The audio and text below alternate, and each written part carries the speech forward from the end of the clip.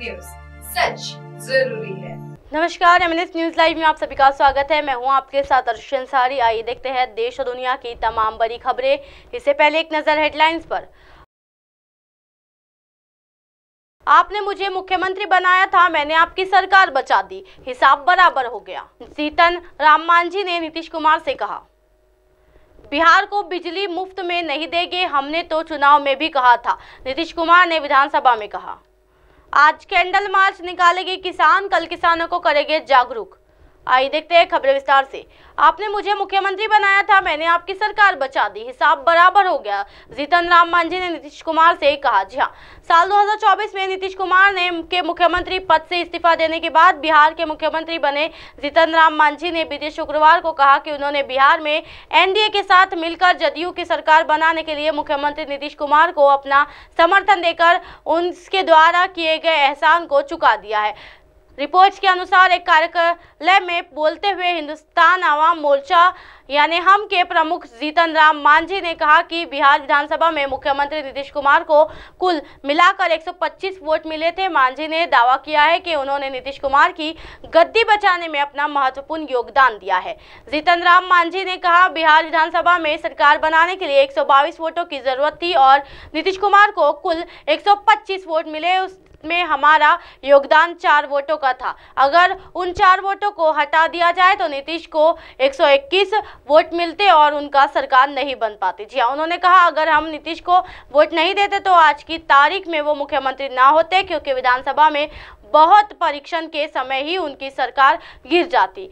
पूर्व मुख्यमंत्री ने कहा, एक बार उन्होंने मुझे मुख्यमंत्री बनाया था और अब मैंने उनकी सरकार को गिराने से बचा लिया, इसलिए मैं अब यह कह सकता हूं कि मैंने उनके द्वारा किए गए एहसान का बदला चुका दिया है, उनका सारा हिसाब बराबर हो गया है। इसके आगे मांझी ने कहा कि नीतीश कुमार ने महागठबंधन छोड़कर और एनडीए में शामिल होकर बहुत सही फैसला लिया है। कार्यक्रम में बोलते हुए जीतन राम मांझी ने बिहार के लोगों से उनकी सरकार के लिए वोट करने की अपील की है और कहा है कि वह राज्य में शराब पर पूर्व प्रतिनिधि तो लागू करने के दिशा में काम करेंगे। इस बीच मंगलवार को पूर्व मुख्यमंत्री और राजद नेता राबड़ी देवी ने नीतीश कुमार पर कटाक्ष करते हुए कहा कि पिछली बार वह अपनी मर्जी से राजद गठबंधन में शामिल हुए थे, इस बार बिना किसी दबाव के अपनी मर्जी से गठबंधन में शामिल हुए हैं। मालूम के नीतीश कुमार ने राजद, कांग्रेस और लेफ्ट के साथ मिलकर बनाई गई महागठबंधन से नाता तोड़ने के बाद 9वीं बार एनडीए में शामिल होकर बिहार के मुख्यमंत्री पद की शपथ ली है। बढ़ते अगली खबर की ओर। बिहार को बिजली मुफ्त नहीं देंगे, हमने तो चुनाव में भी कहा था। जी हाँ, नीतीश कुमार ने विधानसभा में कहा। बिहार के मुख्यमंत्री नीतीश कुमार ने बीते शुक्रवार को राज्य विधानसभा में कहा कि सरकार राज्य के निवासियों को बिजली मुफ्त नहीं देगी, क्योंकि सरकार बिजली को बहुत कम कीमत पर उपलब्ध करा रही है। रिपोर्ट्स के अनुसार विधानसभा में बजट सत्र के दौरान बोलते हुए मुख्यमंत्री नीतीश कुमार ने इस बात पर जोर दिया है कि उन्होंने कभी भी बिहार में मुफ्त बिजली देने की बात नहीं कही थी। जी हाँ, उन्होंने कहा, मैं शुरू से ही कह रहा हूँ कि मुफ्त बिजली नहीं दी जाएगी, हम इसे बहुत कम कीमत पर उपलब्ध कराते हैं ताकि ये सुरक्षित रहे। कुछ राज्यों में घोषणा करते हैं कि वे इसे मुफ्त में प्रदान करेंगे, लेकिन हमने ऐसा कभी नहीं कहा है। सीएम नीतीश ने कहा, हमने तो चुनाव के दौरान भी साफ कह दिया था कि ये सभी की सुरक्षा के लिए है, इसलिए बिजली को मुफ्त में नहीं दिया जाएगा। इसकी कीमत बेहद कम है और लोगों को इसका भार वहन करना पड़ेगा। नीतीश कुमार ने बिहार सरकार में ऊर्जा मंत्री जितेंद्र यादव की ओर इशारा करते हुए कहा कि वो ईमानदार है, उनकी बात सुनिए। हालांकि नीतीश के इस कथन के बाद भी विपक्ष ने बजट भाषण का बहिष्कार किया है। वहीं जितेंद्र प्रसाद यादव ने कहा, अगर बिहार के लोगों का बिजली बिल अन्य राज्यों की तुलना में महंगा है तो हम निश्चित रूप से इसे सस्ता करेंगे। ये मुफ्त बिजली कब तक चलेगी, पैसा कहां से आएगा? हम 14,000 करोड़ रुपए से ज्यादा की सब्सिडी देते हैं, ग्रामीण क्षेत्रों में यह अधिक है।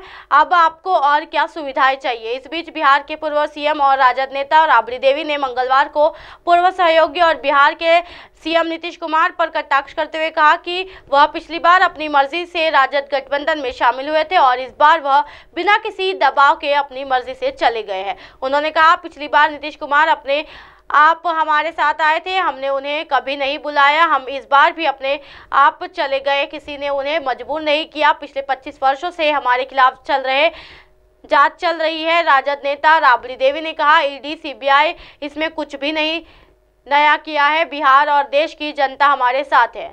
बढ़ते अगली खबर की ओर।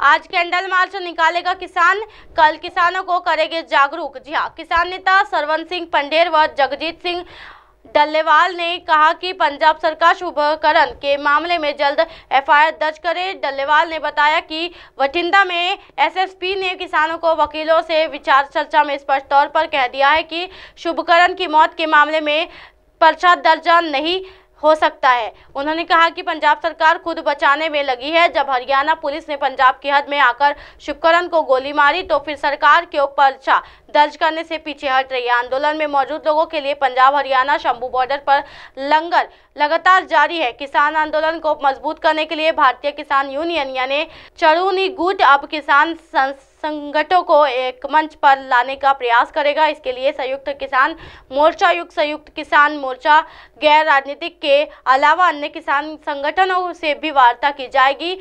चरूनी गुट की और कमेटी की शुक्रवार को हुई बैठक में ये फैसला लिया गया। इसके अलावा चरूनी ने वीडियो संदेश भी जारी किया है जिसमें सरकार ने जुल्म बंद कर किसानों की मांगे मानने की मांग की है। इसी तरह की दिन भर की तमाम बड़ी खबरों से फिर कराऊंगी आपका रूबरू। तब तक के देखते रहिए एमएनएस न्यूज नेटवर्क। मेरे साथ ये निर्शल अंसारी के साथ नमस्कार।